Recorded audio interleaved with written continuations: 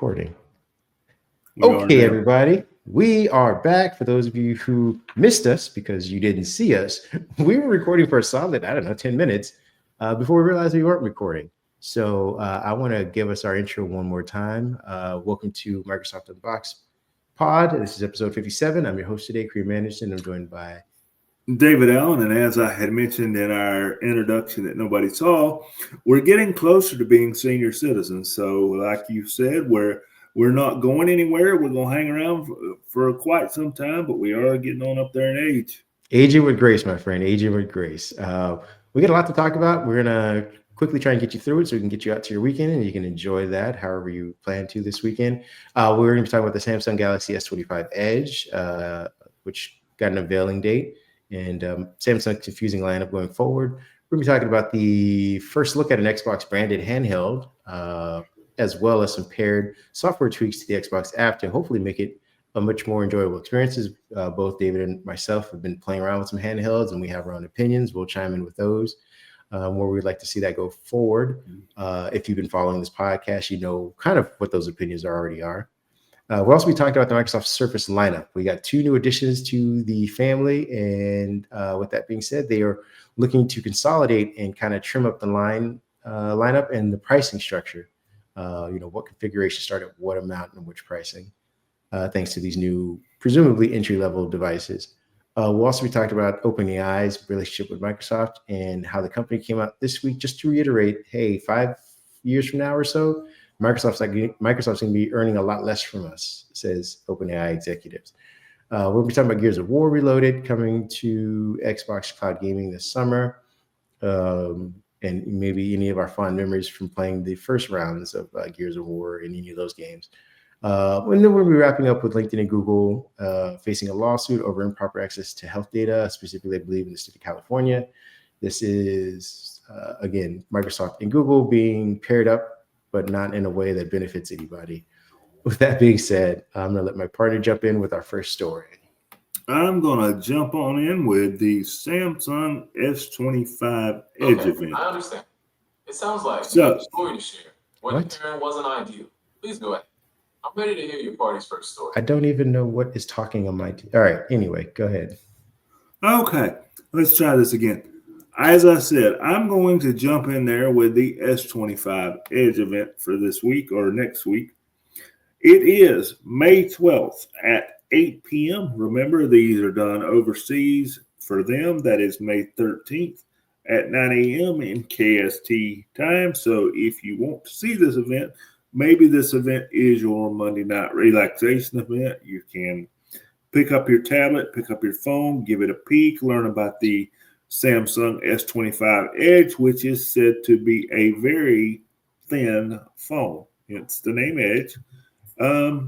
Curved screen. You're not getting the box screen like you might think. When I first saw the name, I thought, maybe we're going back to the box screen with maybe a little bit of a sharp edges. I know it's a bit curved, kind of like you mentioned the S25. What was it? What's the one I'm thinking of? The S25, not the Ultra. The Plus and the regular S25. Yeah, thank you. The Plus and the regular S25. Down below it, they did say in the release you're getting a 200 megapixel wide-angle lens. And guess what? AI is baked in also to help you be creative, edit your creativity, edit your photos, edit your videos, and share them with your friends. There's no speaking or no mention of price yet.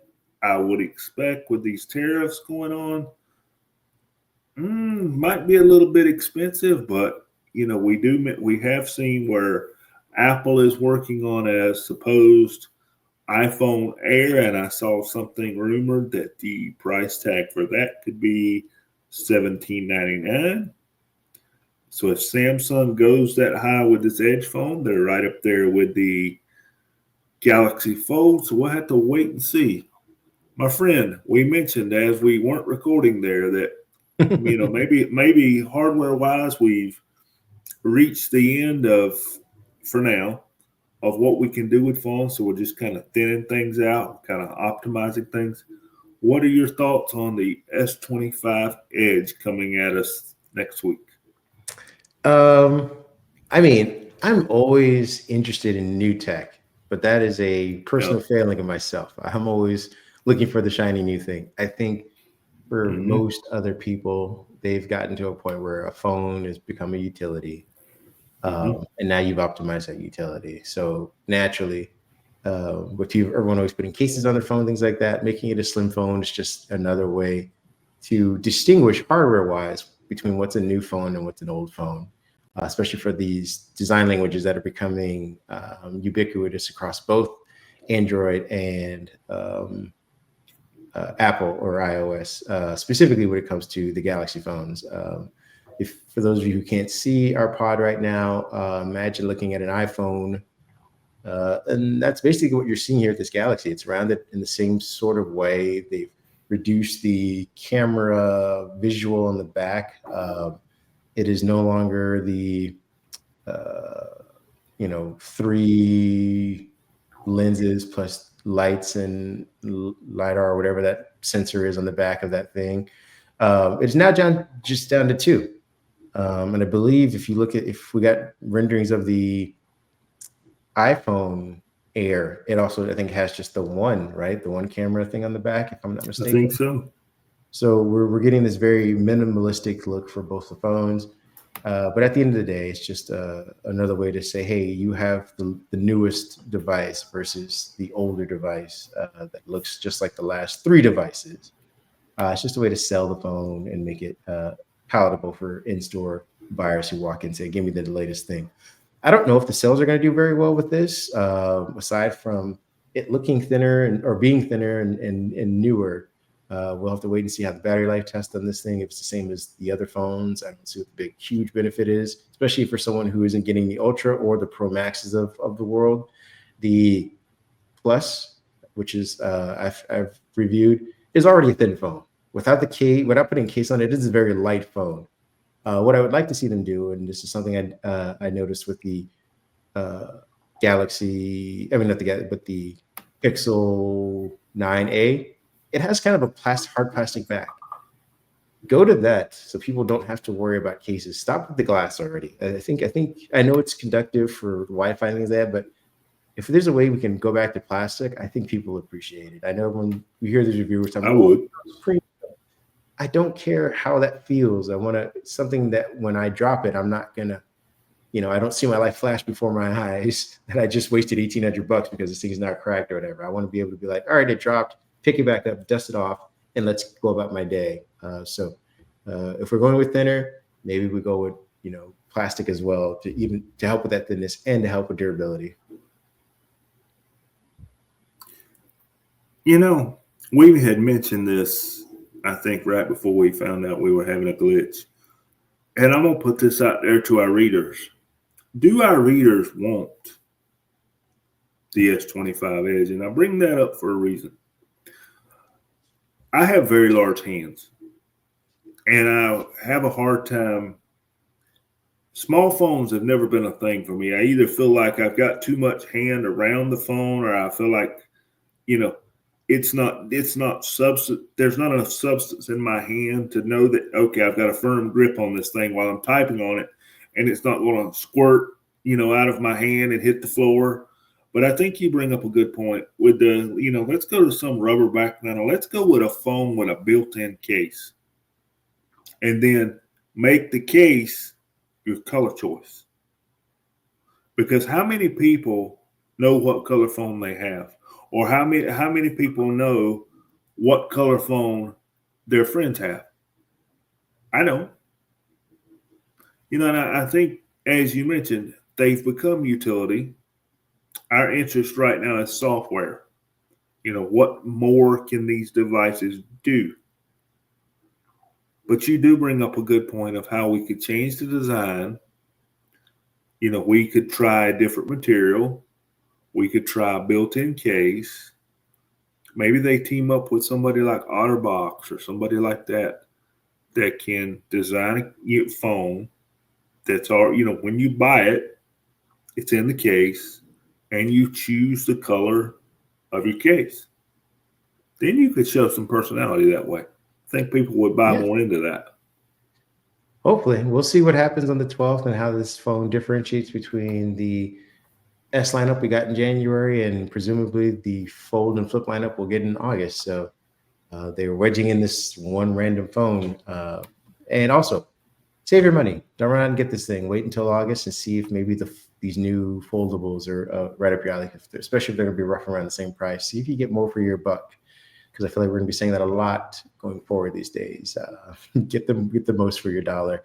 That being said, we're going to be talking about our first look at the Microsoft Xbox branded handheld. It's not a Microsoft specific device. We're not fortunate to say that just yet, but we did see leaks of the Asus ROG Ally 2 Surface online, and it basically looks like the Asus ROG Ally 1, but in black, and has a presumably an Xbox logo near the D-pad at the bottom. This was what we're seeing on the screen is a render.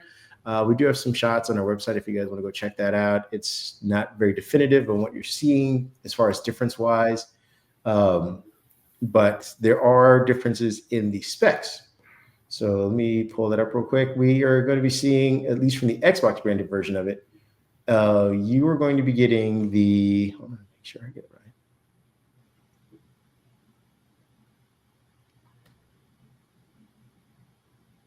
I'm sorry for that, ladies and gentlemen. I had it up and then it went away.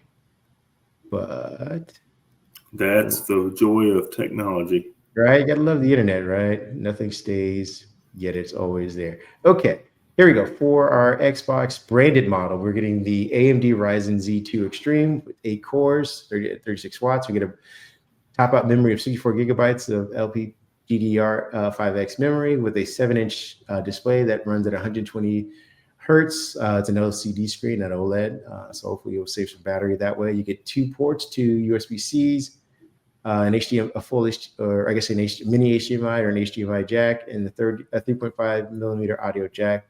Again, it's designed with a black body type and the dedicated Xbox button. For the standard regular Asus ROG Ally 2, you're going to get it comes in white with an AMD Aether Plus 4-core 20-watt processor, and the expected memory is going to be lower than 64 gigabytes, presumably 32, because they do it in doubles. It's random if you get anything lower or weirder than that. It will also house a 7-inch 120 hertz LCD screen. It will have the similar ports to USB-Cs and HDMI and 3.5 millimeter audio jack. And again, it's in white with no Xbox branding. Seems like Microsoft is doing the bare minimum when it comes to calling this a branded Xbox. I guess all of their new versions will just be black with an dedicated Xbox button, which will, again, presumably bring up the Xbox app on the screen. Again, they're all running, so far, I believe these Asus ones are running Windows, if I'm not mistaken. But if I guess you get a Steam one, you won't get the Xbox branded version of that. You'll get whatever white version that comes preloaded with Steam on it. There is some special software that will be coming with this, which would make the Xbox One a little different from just getting a regular white one with Windows on it. Like I said, you're getting better specs, but nothing visually that makes it any difference. Like they're adding green to it or any of the other stuff. It's just a black one with buttons. Before I get into the software, what are your thoughts on finally seeing this Xbox branding come to life? Well, as you said, I think Microsoft is kind of doing the bare minimum, but I also think they're doing the bare minimum for a reason.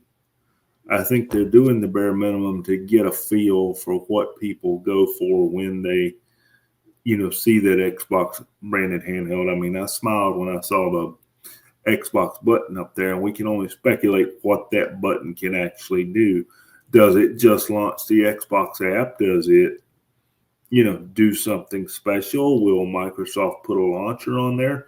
Because what I was thinking about when you said it was 64 gigs of RAM, we haven't seen a handheld yet with 64 gigs of RAM. And is Microsoft doing that just to get your attention? Hey, this one is spec'd out. Or is there a reason that it has 64 gigs of RAM?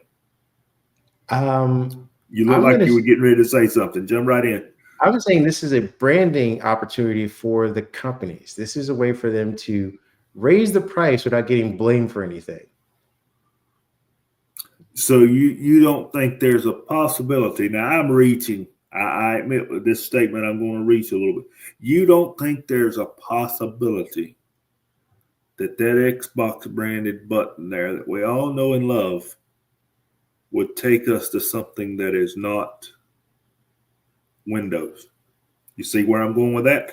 You don't think it would take us to some type of console launcher, or do you think that button is maybe just there to, hey, this is a quick way to get to your Xbox app? I'm hung up on that, and that's where I'm hung with this device. It definitely is, I think. But what I'm saying when I say it's a marketing opportunity for Asus and whoever else decides to join this branding opportunity, it's a way for them to make limited quantities of their most decked out version of the thing and have it be subsidized by Microsoft. And I'm assuming Microsoft still is doing some kind of, maybe they're doing some kind of loan sharing as far as revenue is concerned, or maybe they're investing money into these products to help subsidize some of the cost of speccing these things out as a way to kind of, again, could be get people primed for the idea of a top tier thing. So imagine you going in to buy an Asus. You know what an Xbox is. You know it's console, at least so Right. far. Everyone's been trained for console. You're looking for console level experiences.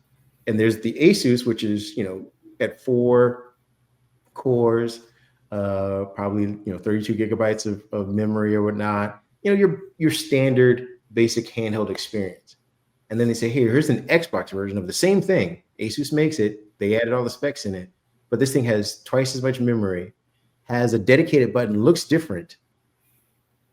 Do you want this thing? Now, again, they're not going to make a ton of these because they don't expect to sell them at whatever price they're going to come at. But when people say, hey, why is this version so much more expensive than this one, and I'm just going to go with the cheaper one, they can go to their books and say, hey, we sold a bunch of our regular ones. That's what we wanted to do. A few people bought the Xbox one. That's a win-win for everybody. Now they can say, hey, whenever you want the better experience, you want the more pricier thing, it's the Xbox version of that. You're paying for the cachet of saying, I have an Xbox version of that console. So if they do it with the next Lenovo or whatever, if it's Lenovo Legion regular or Lenovo Legion Go regular, and then they have the Lenovo Legion Go Xbox branded experience, it's going to have probably an OLED screen and perhaps maybe even better speakers, or it's going to be a little bit more. And when they tally up the books at the end of the day, they're going to say, all right, well, we didn't invest a ton of this. Microsoft helped us. They, gave us some licensing for some of this stuff. But we sold a bunch of our regular ones. We also sold a few of these ones. Microsoft gets all that telemetry and says, all right, well, people are willing to pay for an OLED. People are willing to pay for 64 gigabytes of RAM.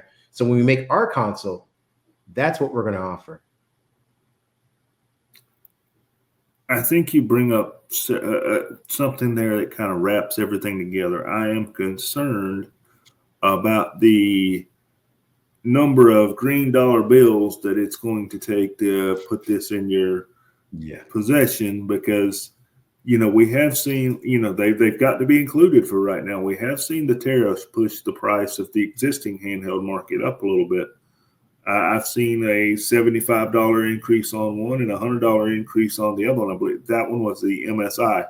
It went from $7.99 to $8.99. So if you're adding 64 gigs of RAM or 30, well, you're up to 64 gigs of RAM from the typical 16, 24, and 32 that's in the devices that are on the market. That's got to be paid for. Okay, you've got to pay for the Xbox button being there, and whatever other hardware enhancements are in there have got to be paid for. So as a gamer, I'm afraid that we're looking at $1,000 device. Potentially, you are not wrong, my friend. Now, if Microsoft comes out with $1,000 one, I don't think it goes very far. No, not at all. That is an immediate, like one of those Looney Tunes falling off a cliff kind of thing. Straight down. But I think they are letting companies test these things out with their own hardware and stuff to see what the tipping point is. Again, if Asus only sells 12 of the Xbox branding was they know, all right, well, maybe 64 is too much. Maybe we offer 64 one, but we'll set our base price at a 32 gigabyte configuration or something like that. With that being said, the Xbox button that you are also concerned about could be leading to what is our next story, which is Project Kennan, which is the Xbox app that's getting some new tweaks.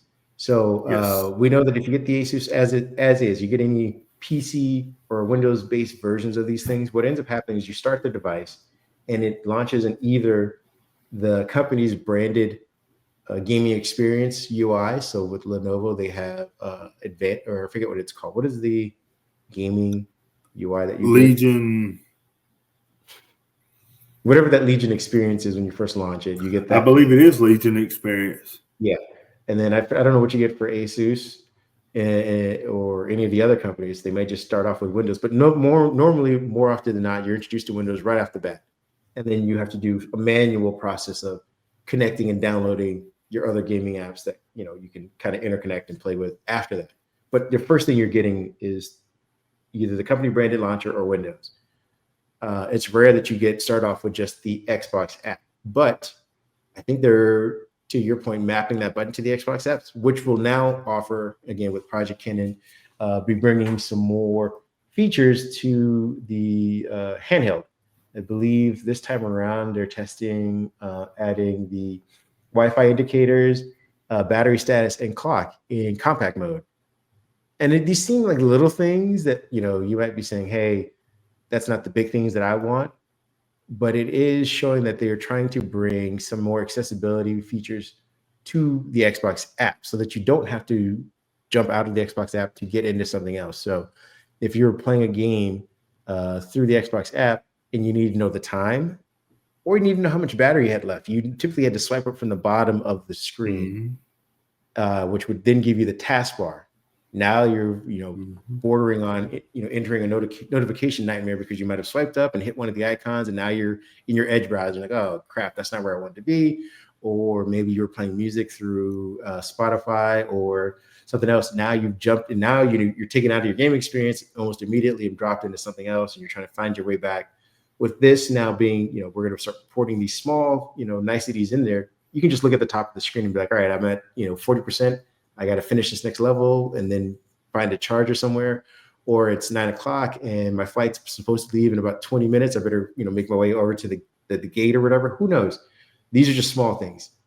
David and I have both been speaking about how we want to see them continue this development. And this is on the similar path as what they did with settings. For those of you who have been here for the long journey of Windows 8 to Windows 10 to Windows 11, you realize that the settings menu has been on a, 7-8 year journey to get where it's at now. They still don't have everything in there that you need. Correct. Yeah. You might still be disgusted by it, but if you were a Windows 8 user, you were downright insulted by it. So hopefully this app continues to pull in more features from Windows that people want into the compact mode of the Xbox app, which is, again, it's also touch friendly, made to be fitted on these 7 to 8 inch screens versus, typical 13 plus inch screens, and make it feel more native gaming experience versus a, tacked on gaming experience to a very small, cramped Windows experience. I think we're getting there, and I think where this ends is in some type of Steam Deck atmosphere to where, number one, I'm excited to see it. Number two, I agree that I think this is something we're trying. Number three, I think it's got to do a couple things. I think it's got to be within the same price frame as the Xbox, which may be very challenging to do right now. And then it's got to be easy to use, because not everybody, as I said last week, I probably said it the week before, not everybody knows how to go through the Windows setup and configure their games. So you can put all the hardware out there, you can put the bells and whistles, you can put the Xbox button, but unless you make that thing buttery smooth, and easy to use, it still doesn't get the market share that you want it to get. Kind of like Edge to Chrome. Chrome has grabbed that market share. Edge has clawed back for a percentage here, a percentage there, but it still does not get the same numbers as Chrome. And I'm going to belabor this for a minute. I do not want to see these handheld consoles get derailed. I think we're on to something. I think we're on to what the future is. I think we see 4G, 5G connectivity come to these things.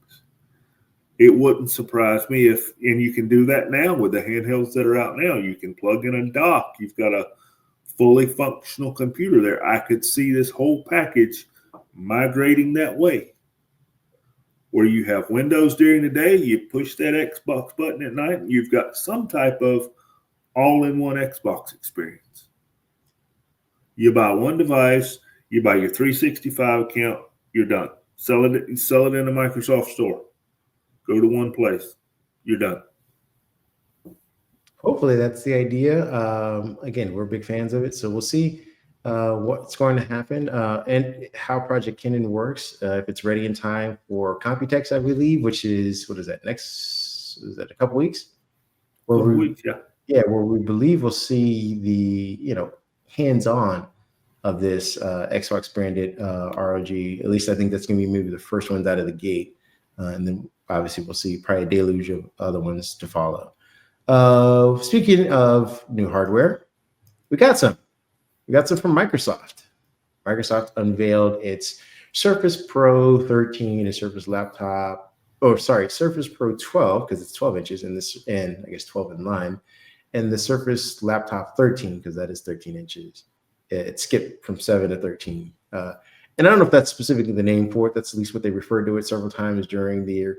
And it wasn't really a visual press conference. I think we got like a drop of like, hey, here's a press release. And then they put out a 2-minute video explaining what these things are. There have been a lot of influencers who have, been to the event that was, I believe, held in New York. And they've I think some of them got their hands on it. They were spec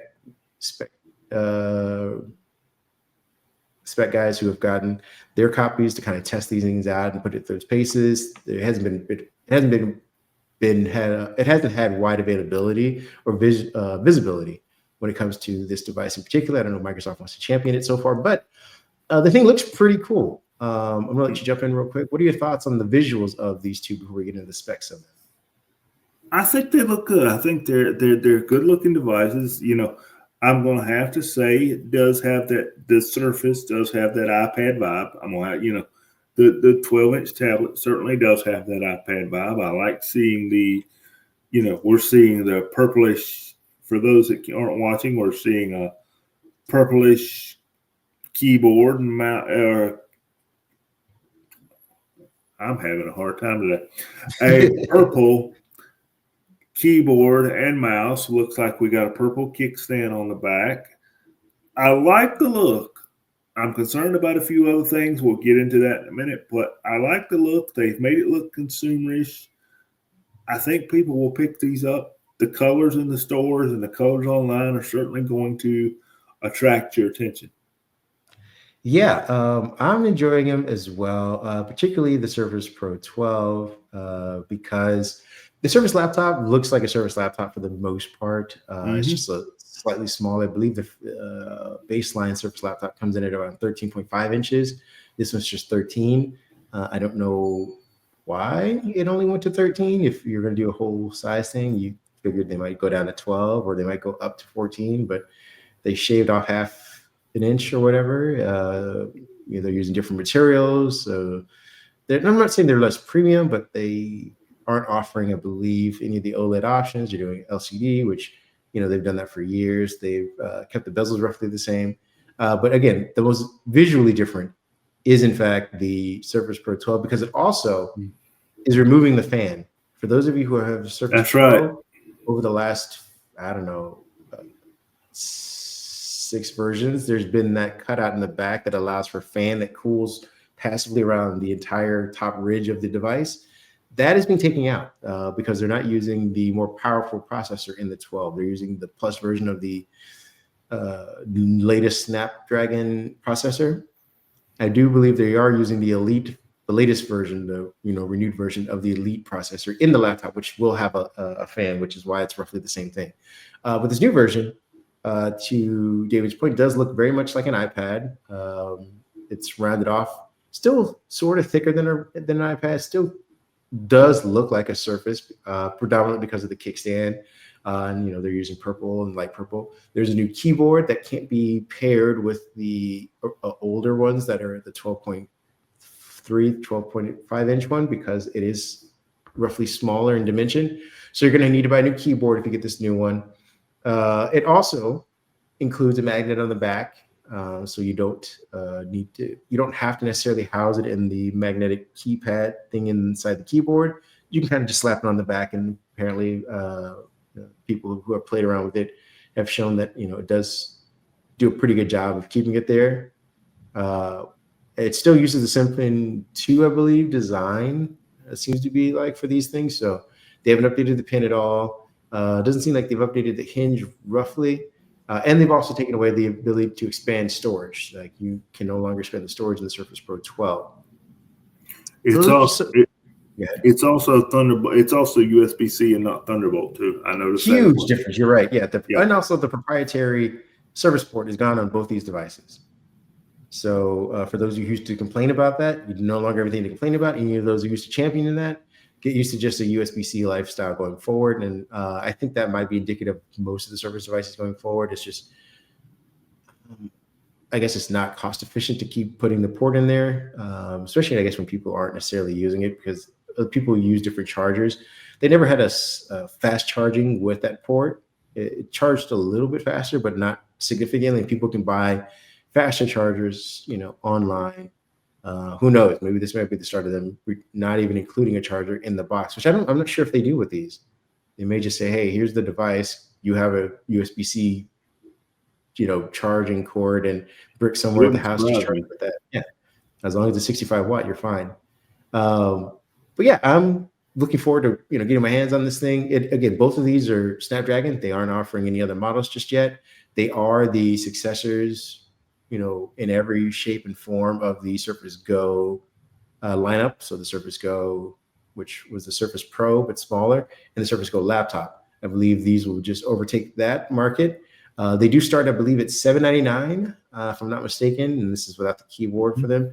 So, I think they're roughly, $50 more than the Surface Go lineup, but with better specs, no fans, and I believe Microsoft used to play around with some random MediaTek or whatever the Intel Gold processors were. Now you get now you just get a nice, efficient Snapdragon processor that can do way more, and again, power all of these AI experiences going forward. So for those people who you'll hear in the coming days or weeks saying, "Oh, this thing is underpowered, it's slow," this is again probably Microsoft doing away with the Go lineup, which was meant for education or portability, and replacing it with these things. So what are your thoughts while we wrap this part up?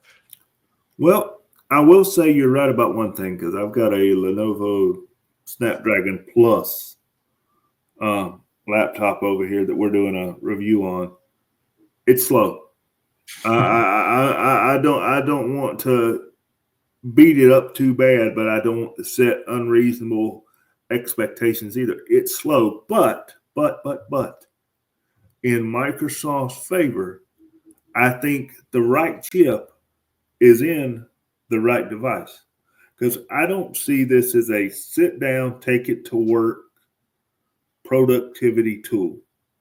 I see this as, look at the colors. Are you going to take a purple, device and sit down in the office? Sure, some people are, but I see this as the home device that you pick it up, you use that 12-inch screen, you enjoy your content, you sit on the couch, because that 12-inch screen is going to fit better in your hands. I hate to keep bringing Apple up. It's going to feel more like an iPad with a Windows experience. You snap that keyboard on there when you need a little more productivity. Like you said, you've got no fan. It's at a reasonable price. $7.99 isn't bad. You know, $7.99 in the iPad world is about the iPad Air, entry-level iPad Pro line. We're right there where we need to be. I think I mentioned it, but we're fanless. If the battery life on that thing is a good 10 to 12 hours where you can, unplug it in the mornings and plug it in at night when you go to bed, this may be a winning device here from Microsoft on a lot of levels. Now, it may also highlight the fact that Windows still needs a little work when it comes to touchscreens. It's a lot better than it used to be, but we may need to do a little work now. Now, as far as these, to be honest with you, if you were to put up DeX next to Windows, you might find the touch screen experience of Windows to be easier because you do have the snap features from multiple windows than you do for DeX, especially when it's free-flowing DeX. Like if it's this desktop, like hey, you can have to reshape every window that you open up. That's a little, you're bordering on Windows-esque type of complexity. And again, people want that. A lot of people want that. That's part of the reason why the iPad has been rumored to be getting very Mac OS-like window management in the next iPad update, because people want to be able to say, hey, I don't necessarily want 3 pre-made ones. I want to make, I want to overlay some ones because I go back and forth through apps. I don't need them showing at all times, but I do need them on the screen because I need to do something else with it or whatever. So I want to manage it myself. Windows does that pretty well. I think it's been, they haven't been touting a lot of touch features as far as the interface is going, but they are there and they do work. I see this, like I said, this is not necessarily for kid education. You're not going to be buying this for any of the kids who are using Chromebooks. But if you're going to college next year or in the future anytime soon, this is a really good start-off device. It's much better than Microsoft's offered prior to this. Now, again, this isn't in a vacuum. Apple's offering the M4 Air at like what, $100 more than this or $200 more than this? They're what, $999, I think, or $899, something like that. So you can get probably more bang for your buck going that way. But if you're a Windows person, you grew up on Windows, or your family knows Windows, or maybe they don't want to spend the extra $200. They want to give you that $200 to go do something else with. Maybe they give you $200 and gift cards for coffee for the next year. Maybe here's your computer and here's your coffee. Go ahead. I want to throw one more butt in here before we close it, because something just passed me that I don't think I can leave this store without mentioning. People going to college students, people in small business, a lot of people get that Apple product. But this may be your versatile device, your note taker, that is also a full PC. Because remember, iPad does a fantastic job at taking notes. I can't take anything away from it. There are some darn good note-taking apps in there. But there are times you need that full PC. The iPad doesn't do that. This Surface does. If you get back to your all-day battery life, if you get your all-day battery life out of it, do your parents buy you one device to take to college? Because when you're in your dorm, lay down, you got your content consumer right there, plug that thing in before you go to bed, pick it up and take it to your first class the next day. Maybe you do or you don't, depending on what you're going for. Throw that keyboard in the bag, and you've got a all-in-one, all-day device, battery efficient, $7.99. And I know I'm kind of singing its praises, but this is a place that we've waited for Microsoft to get to for a while. Yeah, ideally, I mean, the problem was with Intel. I mean, like I said, I mentioned that before this, is that they tried the Intel Gold processors with these Surface Go's. They were 10-inch ones. They were super slow. Like, they were slow coming out of the box. Usually, Microsoft gets Windows cruft. That'll slow it down over time. These things are slow out of the box. With these Snapdragon processors we've seen, at least the ones I've been playing around with going on almost a year, it's just as quick as it was, if not quicker. Again, this is the Elite, so I don't know. You've played around with the Plus. As slow as it is, if this is a productivity thing where you're opening up Excel, you're opening up browsers, you're opening up PowerPoint, OneNote, things like that, it'll do it. It'll do it just fine. If you're trying to do content creation, that's a little different. If you're doing some monitoring across different Wi-Fi hubs, you're trying to do some 3D kind of rendering stuff like that, you might run into some issues. But for the most part, a lot of this app compatibility has been solved on the Snapdragon side. It's a good price. I think for everyone who's going to poo-poo these things right off the bat, at least come from it from a, hey, here's my going to college device. I have, $800 to spend on a new device that is going to last me. Again, these Snapdragon ones seem to be aging better than the Intel ones. Last me 3-4 years, no fans, no batteries. Longer battery life. I think they might have something on their hands here. But to the much broader conversation, this is actually going a lot longer than we thought it would. What does this say about Microsoft consolidating? Because we know that they also trimmed their lineup. You wrote about this. Yep, this was something I wrote about. And this came up after the official announcement of the new Surface devices. Now, let me make sure I get this right, because I had to type it up twice because I got my models confused. We have the new devices are the Surface Pro 12 and the Surface Laptop 7 13-inch. Those are our new devices. That's what's coming later this month. And we didn't mention that. These should be available somewhere around May 20th, the new devices. All right. The existing Surface Pro 12. No, I did it. Surface Pro 11. The existing Surface Pro 11 and Surface Laptop 7 are having their entry-level models removed. The entry-level models were the ones with 16 gig of RAM, 256 gig of SSD. These were being sold at $9.99, $8.99 if they were on sale. So Microsoft is removing these so we can then be put in a situation where there's a big enough price gap between these new devices with the Surface Plus chips, with the Snapdragon Plus chips, and there's enough gap between that and the elites to make you actually go, okay, there is a reason to buy the Surface Pro 12 or the Surface Laptop 7 13-inch. So I get what Microsoft's doing. I support the consolidating of the lineup. I think the lineup, don't screw it up, Microsoft. I think the lineup is kind of where it needs to be. There's a big enough gap between top of the line and affordable. And the affordable is down there far enough that people can actually get a quality device. I like what I'm seeing. We won't belabor the point anymore. We'll talk more about it when we get more details about these things, especially, like I said, as people, as reviewers and influencers who got their hands on them or playing around with them this weekend. Expect to see us report more about how these perform in the real world. That being said, we move on to OpenAI's latest announcement about the Microsoft revenue shakeup that everyone was reporting on, but made it news. We felt like reporting on it just because it clarified some things that we kind of already knew. In specific, OpenAI, I believe in a call, if I'm not mistaken, make sure you get the details right.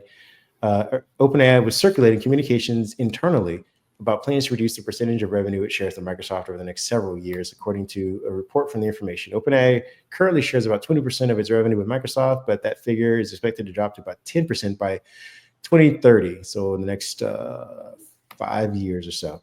This move comes amid OpenAI's broader strategic shift, including its decision to abandon plans for full profit, which they were gung-ho about, but they've pulled the reins back on that, for at least for now, and instead maintain control over under its nonprofit parent organization. The developments signal a recalibration of OpenAI's financial and operational priorities, one that could have major implications for Microsoft's AI ambitions.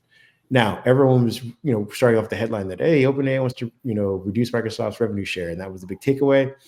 This was expected. This is something that Microsoft and OpenAI went into when they signed their, put the dotted lines and ink on their agreement for a 10+ billion investment that Microsoft put into OpenAI about 4 or 5 years ago.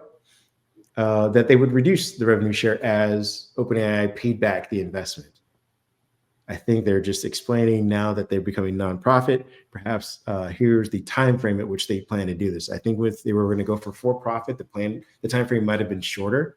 They might have wanted to reduce that share probably the next 2 or 3 years versus the next 5 years. But they're just explaining to internal folks, hey, because we decided to hold off on our for-profit endeavors currently, in about 5 years we should have what we need paid off. We're getting tons of funding through funding rounds, and so we'll be able to pay off what we need, and we can reduce that revenue share, which is part of the contract, in this amount of time frame.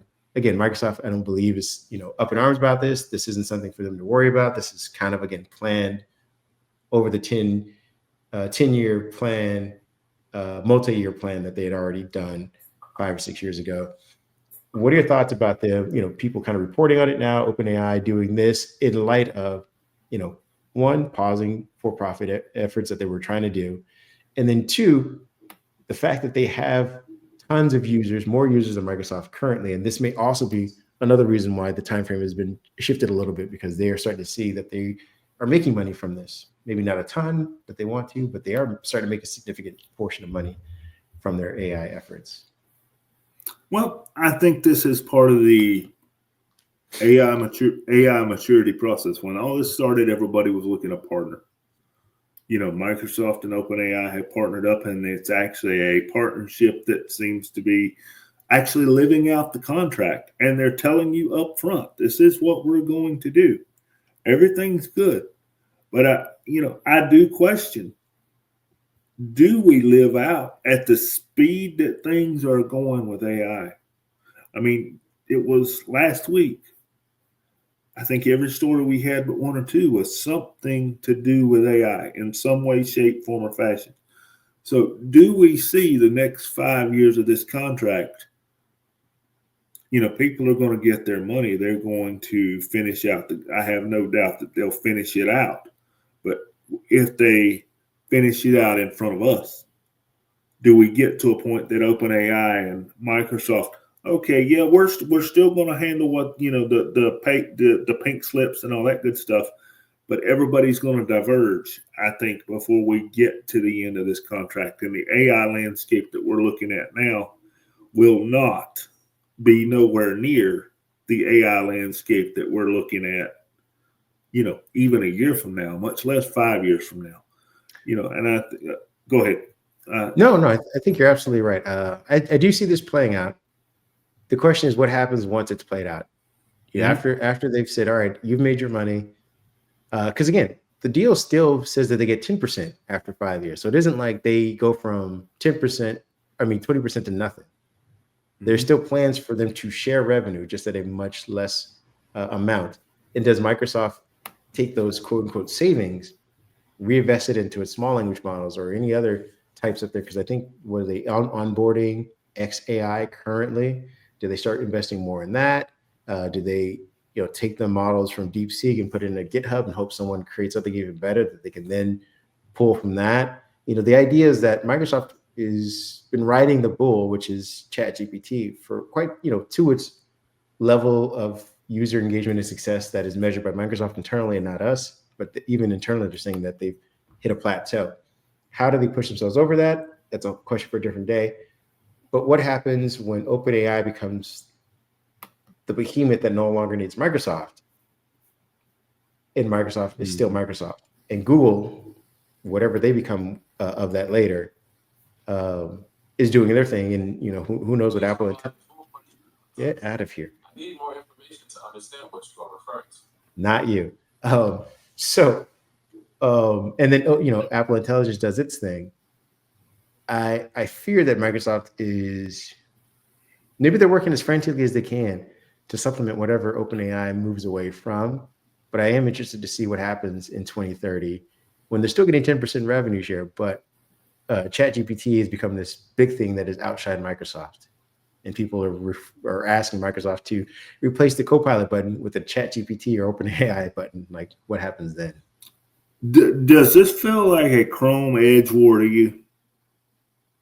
Slightly, yeah. We know how that ends. It's kind of got that feel to it, and Microsoft just has never They keep clawing at it, and I think they will. But I'm a Copilot user, 100%. Mhm. But I have seen some friends use some of the new Chat GPT models that haven't made their, way over to Copilot yet. And I go, this is interesting. Yeah. So we'll keep an eye on that. But again, for those of you who see the headlines this weekend, just know that that's what the story is about. They're just reiterating the terms of a deal they came up with about 5 years ago, and saying that, depending on how much money they make from their own product, the sooner they can pay off Microsoft, the less they can have to give them. And Microsoft's been kind of mumbling this. They haven't said anything because, again, it's all just reality that's already been assigned. That being said, we're move on to Gears of War Reloaded coming to Xbox this summer. What are your plans? What are your fond memories of Gears of War? My fondest memory of Gears of War, this will be the one that sticks with me, and this is the one that I'm looking the most forward to possibly reliving. My brother and I got into the co-op campaign. You could do the co-op campaign over Xbox Live, which that's what it was at the time. It was Xbox Live. You're dating yourself. And we would get on there every night. It was like a standing date. Who would call who first? Are you ready to go? And we would, find our way into it was kind of a little bit clunky at the time, but we would find our way into the Xbox Live party chat and kind of say the heck with the sound effects in the game. And there were parts of that campaign that took us a while. I think we took a couple months, just slowly going through the game and making sure we had done everything. But that was one of the greatest gaming experiences to date that I've had. And when I hadn't even seen any leaks of this new Gears of War, it's Gears of War. Let me get my notes back up. It's Gears of War Reloaded. Yeah, which is basically what it sounds like. You're getting all of Gears of War Ultimate, all wrapped into one package with all the new stuff put in it to make it more visually appealing. For example, you're getting 4K, 60 FPS in the campaign. Now, that might turn some people off, but let's remember, the original campaign was just 30 FPS, so you are getting a full 60 there. You are getting 120 FPS in multiplayer, HDR, Dolby Vision, Dolby Atmos, 7.1, 3D spatial audio, variable refresh rate. The 4K assets have been remastered. You're getting improved shadows and reflection, super resolution, and 0 loading screens during the campaign. That last one, for those of you that, maybe you weren't even born yet when the original Gears of War came out, those loading screens were a pain. So just the fact that we've reached the point that they are gone is a big deal. Now, just to give you some idea of when this game will come out, it's coming to Game Pass. Bingo, going to be right there day one, pressing that download button. It's coming for Xbox. It's also coming for PC, so you'll be able to get both. And if you, for some crazy reason, do not have your Game Pass Ultimate subscription, it is, let me make sure I get the price right, it is $39.99, and the release date is all the way at the end of summer, August 26th of 2025. Now, I'm kind of giving it a little and putting a little emotion into it because this was kind of, I read this headline and I actually posted it to Kareem and Chad here, and I went, to be sure not. And I had to go back and read it again because I thought this game was done. I hadn't heard anything about it. There's some people that had mentioned, in forums and whatnot that we needed, a new Gears of War. This is not necessarily a new Gears of War. You're getting all the old maps and the multiplayer. I would rather have this and relive it all again in today's technology than actually have a new game and risk the fact that the new game might not be as good. So this is pretty cool. My handheld will be warmed up. My PC will be warmed up. My Xbox will be warmed up. I'm going to be there. So if you don't hear from me the week of August 26th, I'm sorry.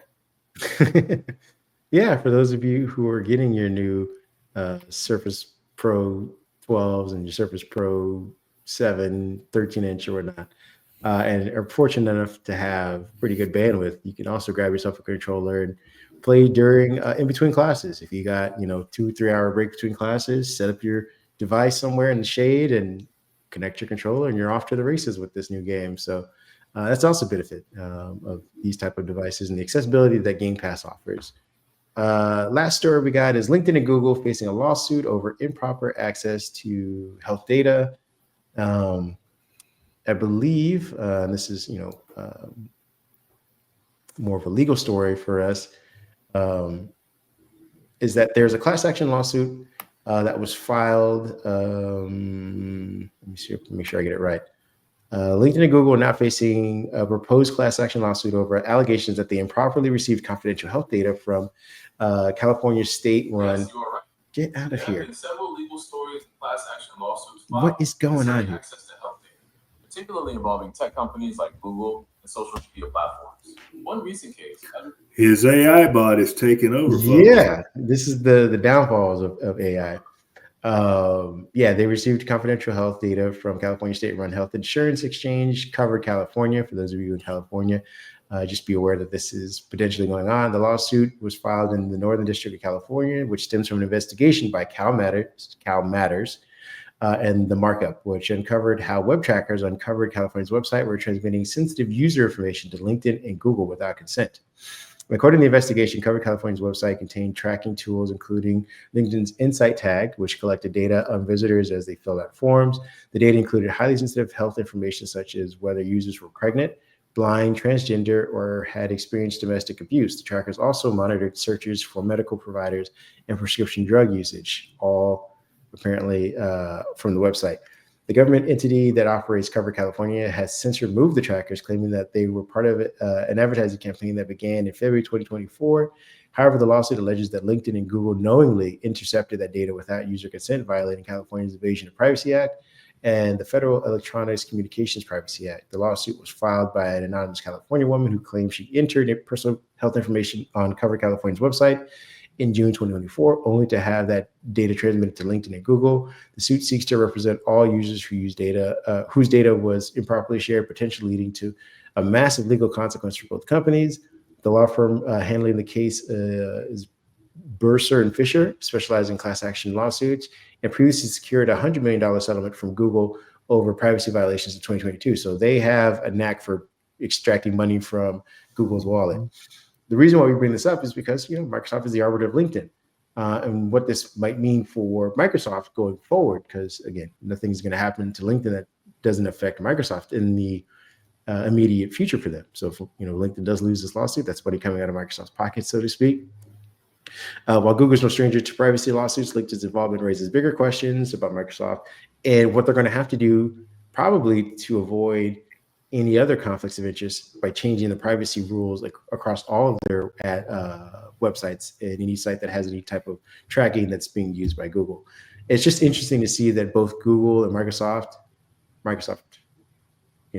tangentially speaking, are involved in this class action lawsuit together. Normally they have their own independent class action lawsuits and, are being, held accountable by the constituents and users separately. But here's a story where they're both kind of in on it for different reasons.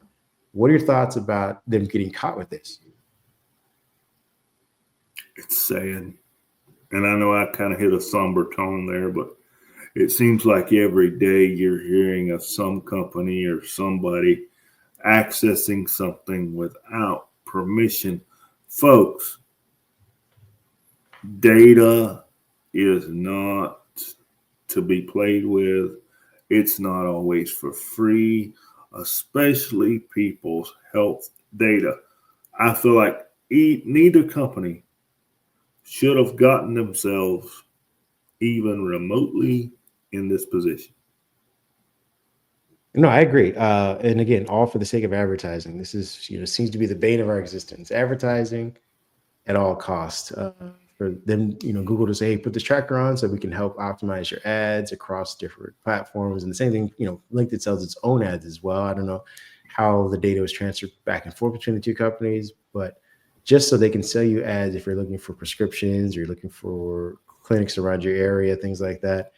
I get that it's convenient to be able to like type something in and have the computer kind of know that about you, but it's also, probably detrimental to your own mental and physical health that they don't know these things. You don't want to get prescribed anything just off of algorithms and AI without having met with someone who you can speak to about your specific conditions and your instances of what's going on specific to you versus an algorithm saying, all right, well, they typed in, heart health. Maybe they're about to suffer a stroke or a heart attack. It's like, that's not what I meant. I was looking for stuff to, just be more physically fit, have better blood pressure, things like that, whatnot. But nevertheless, we will keep track of this, see where the lawsuit goes, and if this can be extended to different other states. If because again, Cover California was just the California instance. I'm sure this is going across nationwide against a bunch of other providers. So this may grow into something bigger.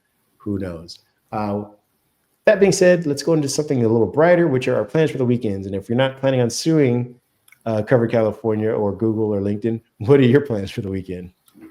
Well, I'm going to have some fun. I'm going to celebrate my niece's mother. It is Mother's Day, and we've got some things. My mother passed away in 2023. We've got some things to do to honor her, and we're going to do that. But I am definitely going to be picking up, I see what you put on the screen there for the free play days, the Pac-Man game and the Still Wakes Deep. I am definitely going to be trying both of those. Both of those look a little interesting, and I need a little nostalgia in life with a little Pac-Man this weekend.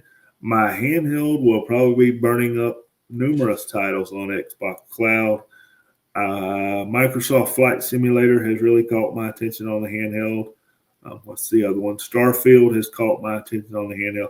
I tell you, folks, not to belabor these handhelds, but it's fun to play a game when you can sit down and be comfortable doing so, and you just find yourself, what's the saying? Time flies when you're having fun. You start something at 8 o'clock, and oh, good, I've been playing Starfield for 30 minutes. Oh crap, it's 11 o'clock. Yeah, I've done that. I've done that, and I think you have too.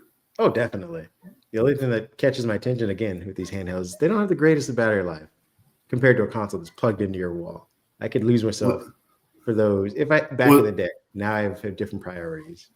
Well, see, my problem is with all these review units that we get these days and all these devices, everything is USB-C powered, usually 65 to 100 watts. So I've got a very nice USB-C charger just about at every outlet that I sit with a couple of cables there.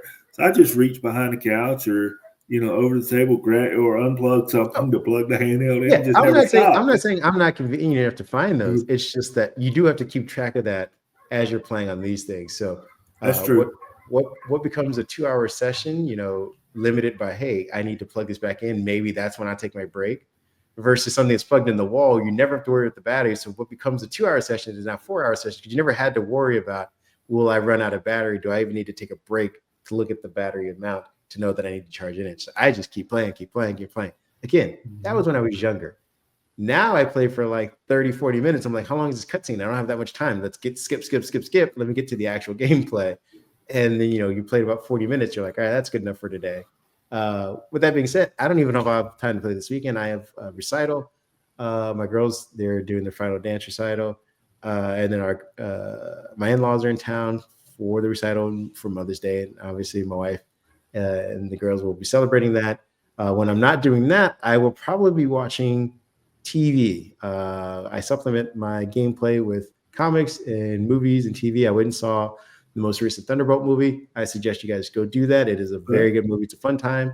I'm not going to say Marvel is back because, it has its issues, but it is a very good movie. It has a story about mental health, I think, which is probably the first time Marvel's told a very engaging story about a very controversial topic, so to speak. I want to go see Sinners if I can figure out a way to do that. If not, then I'll be watching The Penguin, for those of you who didn't get a chance to catch up on that, it's on HBO Max. I would suggest seeing that. I forgot about that one. It's like The Sopranos kind of, but with comic book characters, which is kind of fun. And so, yeah, that's what I'll be doing. For those of you who want to reach out and talk to us about, your plans for the weekend or any of the topics we covered in this podcast, where can people find you to do that? David PHA 1978 over on Blue Sky, please. My account is open over there, accepts friends, followers. You guys are more than welcome. And go ahead and start adding yourself, because I'm telling you, folks, it's not but 3 months, a little over 3 months away. The week of August 26th, I'm out. He's going to disappear into the ether, or at least for a while. You can find me at Happy Hulk on Blue Sky. That is where I spend most of my time. Every now and then I go in threads to talk about other comic book stuff, but Blue Sky is where I'm at. And you can also reach us in our comments on the YouTube comments down below, or comments on any of the things that we write about on our website. We'd love to hear from you guys. We're always encouraged by you. We hope you guys continue to hang out with us. We will see you again next week for World Microsoft News and the lead into Build. That's right. The start of our developer Build is this month. You guys take care and enjoy your weekend and have fun. Have a good weekend, folks. Thanks for joining us.